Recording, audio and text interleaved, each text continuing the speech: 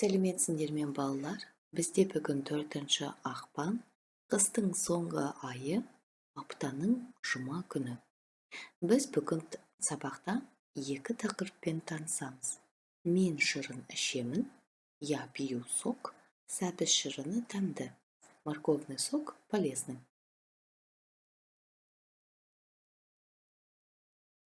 Бүгінгі жаңа сөздеріміз.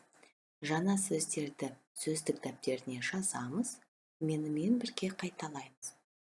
Новые слова мы записываем в словаре, их учим и повторяем вместе со мной.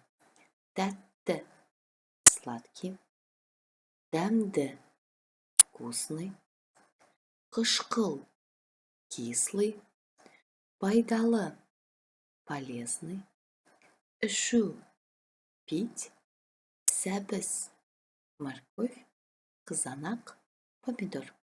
Тағы бір рет қайталап көрейік. Тәтті, дәмді, қышқыл, пайдалы, ішу, сәбіз, қызанақ. Егер де менімен бірге айтсаң, жарайсың. Бірінші жазбаша тапсырман. Суретке мұқият қара. Суретте қандай шырындар бейнеленген? Және шырынның дәмі қандай? Осы сұрақтарға жауап жазу керек. Посмотри внимательно на картинку. Какие перед собой ты видишь соки?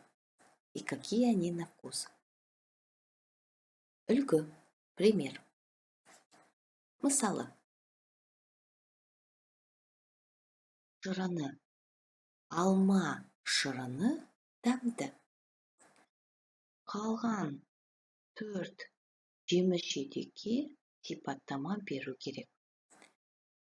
Тебе нужно дать определение, что за рисунок у тебя нарисовано перед тобой и какие они на вкус.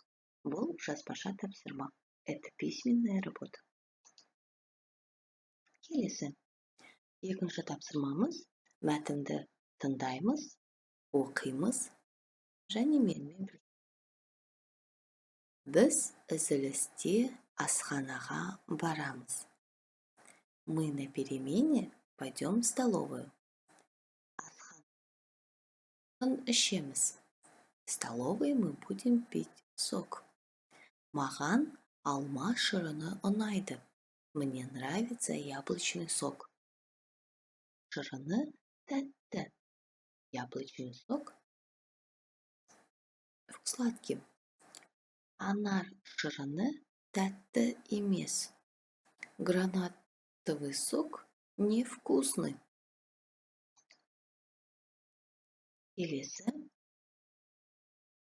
Жазбаша орындалады. Суреттің орнына қажет жазу керек.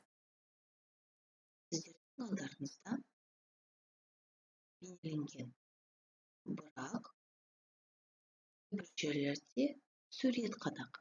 Бұл суретті біз сөзбен жазу керекпіз.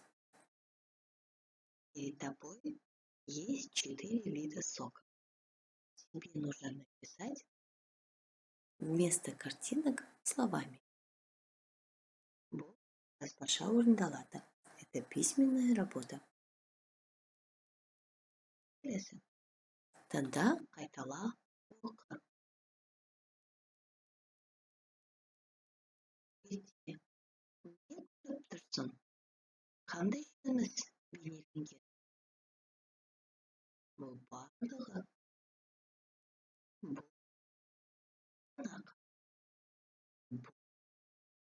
Бұл сәбіз. Сәбіз шырыны. Бұл қызанақ шырыны. Қызанақ шырыны дәмді. Енді сабағымызды бекітейік. Сурет бойынша диаграмманы толықтыр. Бұл не деген сұрағына жауап жаз. Теперь закрепим наш урок. Перед тобой есть картинка. На картинке изображены фрукты. Тебе нужно написать, Что это?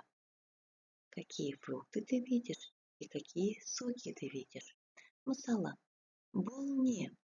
Что это? Бұл шырын. Қандай шырын? Какой сок? Бұл не? Қандай жеміс? Фрукты ты видишь? Мысалы, бұл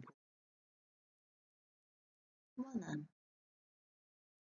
Қалған бос орындарды өзің толықтыр.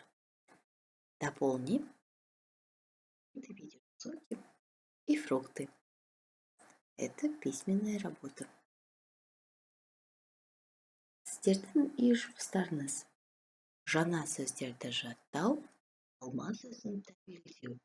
Тәуелдеу – это притяжательное окончание.